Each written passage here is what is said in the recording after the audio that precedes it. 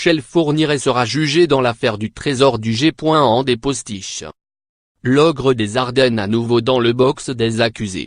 Michel Fourniret, âgé de 76 ans, sera jugé du 13 au 16 novembre prochain par la cour d'assises des Yvelines pour l'assassinat en 1988 de l'épouse d'un ancien codétenu, Farida Hamish.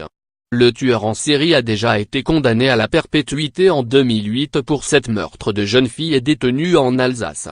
Le parquet de Versailles a précisé que son ex-compagne, Monique Olivier, comparaîtra pour complicité d'assassinat.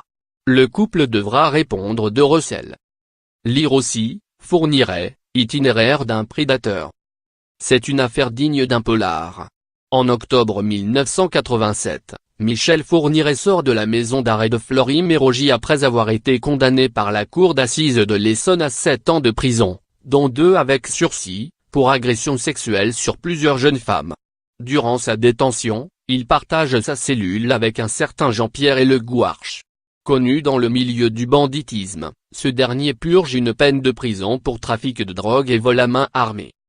Durant leurs années de détention, le braqueur confie à Fourniret la cachette d'un magot. Celui-ci appartient à une célèbre bande de braqueurs parisiens des années 1980, le gang des postiches.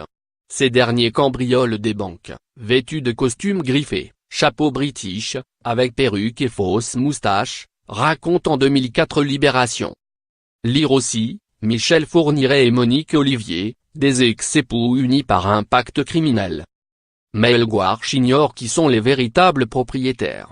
Il est informé de l'existence de ce butin par un autre codétenu, l'Italien Gianluigi Esposito, qui assure que cet argent lui appartient.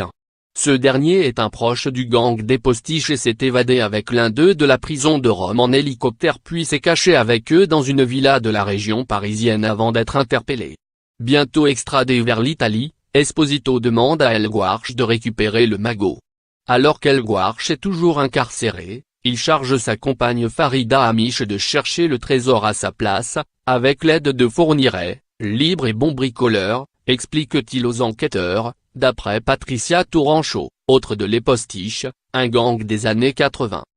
Un soir de mars 1988, Michel Fourniret, son épouse de l'époque Monique Olivier et Farida Hamish se rendent au cimetière de Fontenay en Parisie, une commune du Val d'Oise.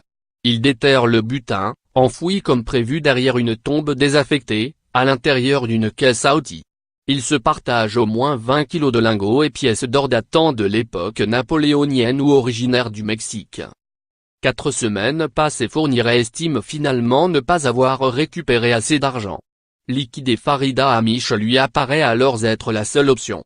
La journaliste Patricia Touranchot revient pour Le Figaro sur les détails du meurtre, raconté par le tueur en série lors de ses auditions. Fourniret et sa femme ont débarqué un soir chez Farida Hamish en prétextant avoir un stock d'armes dans la forêt de Rambouillet, Yvelines, à déterrer. Sur la route, ils s'arrêtent dans une forêt et Fourniret assomme à coups de baïonnette l'épouse de son ancien codétenu. Cela n'est pas suffisant. Il l'achève en l'étranglant. Lire aussi, va-t-on retrouver le corps de Farida Hamish? Le couple récupère ensuite le butin chez Farida Hamish puis laisse sa voiture à l'aéroport d'Orly pour faire croire à sa fuite.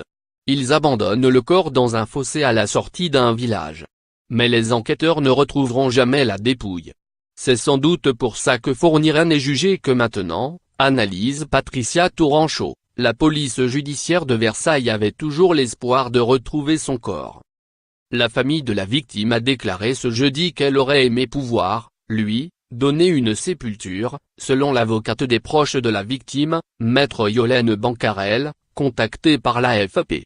Elle a cependant salué l'aboutissement d'un long chemin judiciaire. C'est un soulagement pour la famille. Il est temps que ça se termine, que justice passe, a déclaré l'avocate, qui espère que ce procès se déroule sans effet d'audience, ni nouveaux atermoiements de la part des 2 accusés, qui avaient tenté de faire valoir la prescription dans cette affaire. Alors que sa famille s'est portée partie civile, le compagnon de Farida Hamish, Jean-Pierre Le Gouarch ne s'est pourtant pas présenté. Il est le parrain du fils de Monique Olivier et Michel Fourniret, qu'ils ont eu peu de temps après son assassinat.